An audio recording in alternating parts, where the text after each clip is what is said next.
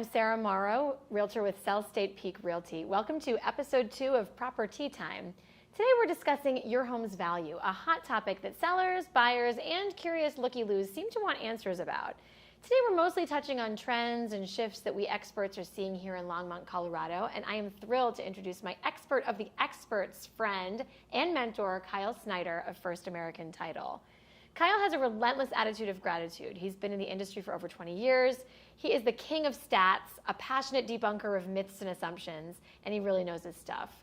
A home can't seem to go under contract in northern Colorado without Kyle knowing about it. And he seems to know everybody, and he's a ton of fun to do deals with.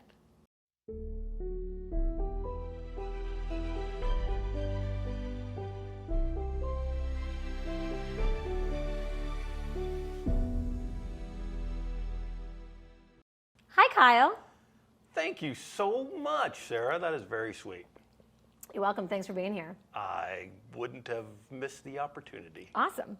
So we've been hearing words like cooling down a lot. And we hear this every fall, and we don't just mean the temperatures. So which indicators are you seeing that things actually are slowing in the market? Which indicators are you seeing no signs of slowing? Speaking particularly about competition and sales. Okay, we're going to take a couple laps around the block on this one, okay? Back in August of 2018, we finally broke $500,000 for our average price in Longmont. Mm-hmm. In October of last year, we broke that record for the 4th time. So that was a very hot time in the market. Well, the last 4 consecutive months, we've broken the record. 4 months. 4 straight months, we've set a new record. To last month, the all-time high, of my glasses, I'm getting a little old, she thinks it's funny, is $634,000. That's a pretty quick change. That's a pretty steep incline in prices. Yeah. And so competition, it's still there. Right. Additionally, we have nearly the same number of sales from the first half of last year to the first half of this year. Okay. And last year it was the second highest ever. So we're busy. There's a lot of sales happening. There's still a lot of activity. Yep. Even the monthly sales prices, they're limited in their impact because it's just a month. Right. So you can have wild swings. Sure. So we look at the average price for the entire first half of the year. Okay.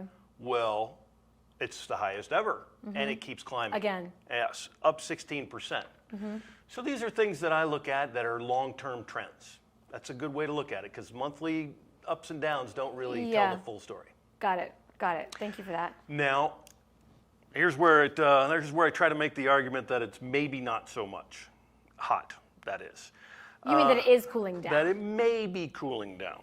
So in June, our days on market were down 52%. So we went from 53 last year to 25 this year. Okay. That's quite a bit down. That's almost half days on market. It's 52.8% down. In July, we were 36% down.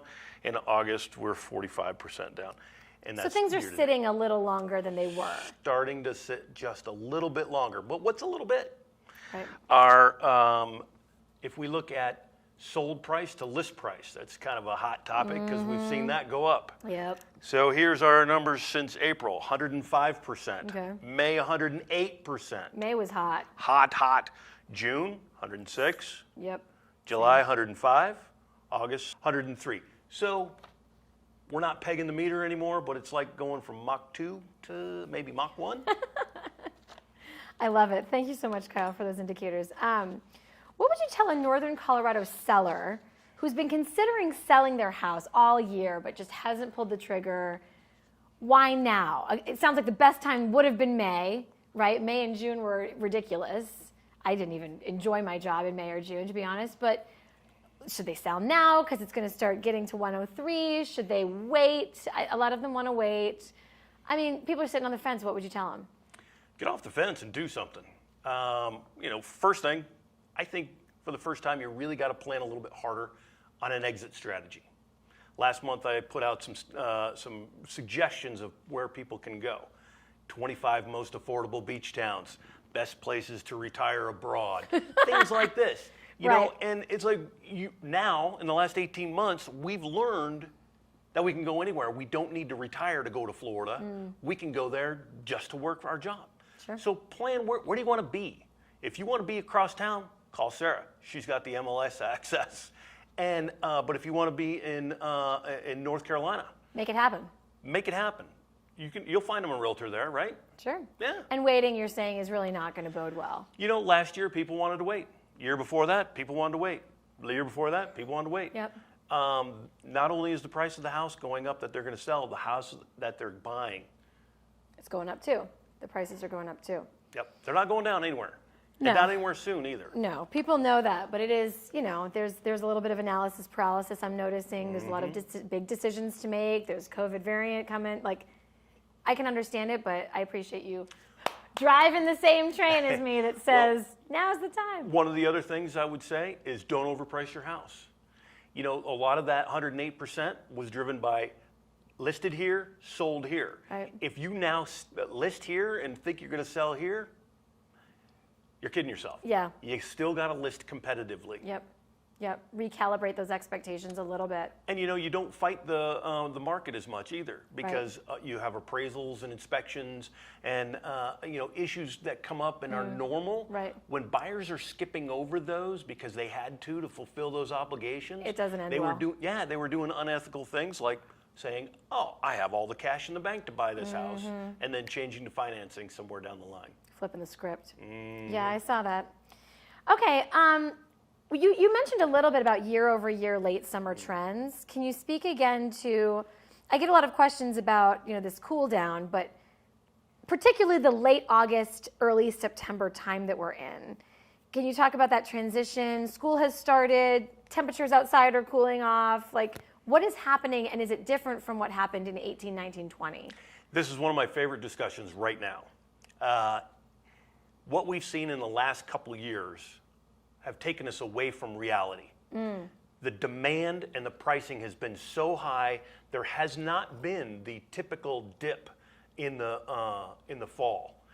It happens every year. There's a pattern, and I've got a great graphic here that you're going to put on this after editing, and it's going to show you how normally these sales cycles happen. In a normal market. In a normal market. And then we're going to see the last couple of years how that's not normal. But this year, we're falling back into the normal cycle. You mean and of what happened in 15, 16, 17? Yeah, in some of the hottest markets ever. But we're falling back into a regular trend, and it feels like the sky's falling. It's not. Because we're not used to it. We're not used to it. We've taken out of it, right? We've been taken out of the normal time frame or normal cycle. Sure. Well, thank you for that. That makes sense, and I look forward to looking at those graphs myself. I do get them in my email. You, on a personal level, recently, I think just this summer, around that hot time, you personally sold your primary residence. You purchased a new home, obviously, for you and your family, and you had a lot of fixing and rehabbing to do. Why don't you tell us a little bit about why you did it, when you did it, how it turned out, sort of the numbers a little bit? Well, my wife and I have been real estate investors for some time now. Bought and sold almost every type of property there is residentially, from a 12-plex to condos, single-family homes. We flipped a few of them over in Boulder and in Longmont. And let's say that Boulder market's a tough one to work in. But especially now. Yes. So this was that opportunity. The house across the street from my father became available. The older people moved away, and we were able to acquire the property at a reasonable price. It needed a lot of work. Congratulations. Yes. This was one of the neighborhoods here in Longmont, yeah? Yes, Longmont Estates. Of course. Lovely area. Yep. So we were able to acquire the house, and it needed a lot of work. So after about a month of work, demo, on a walk, we came to the decision that we wanted this house. It's a unique, custom 1968 ranch with a wonderful view. Nice. And it's a Longmont story. It's a coming home. We live immediately across the street from my father, who's married to my wife's second grade teacher. We can see. What? Yes. We can see a house that I lived in as a child. Michelle had a paper route around that area. Our friends' parents lived down the street. So we didn't want to just flip this house. We didn't want to put, lipstick on it. This house needed love. Yes. And you were ready to give it. And we were. And our kids are in college. We're empty nesters. Hey, let's sell this house. We didn't want to leave our neighbors.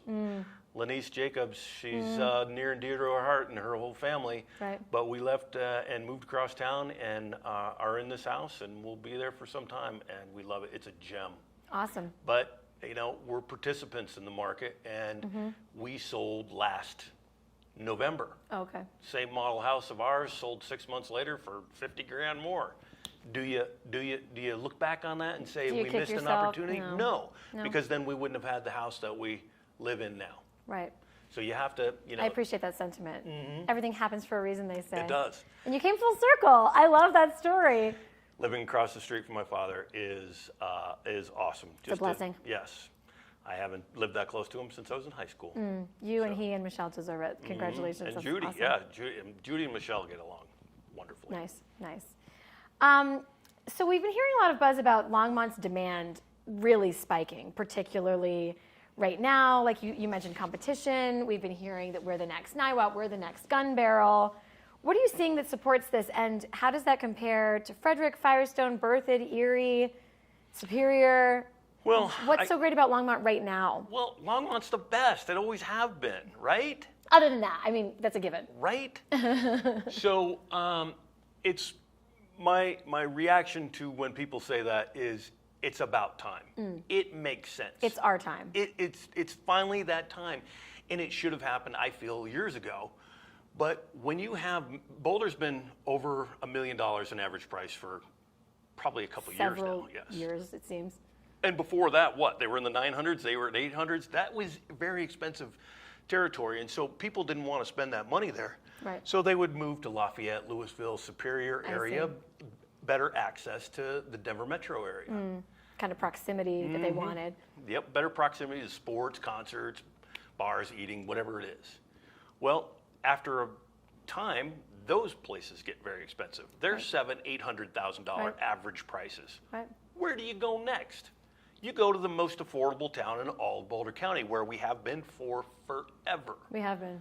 And so then people start moving here, bidding up the prices. Yep. There is still a shortage of homes in the United States. So this demand is not going.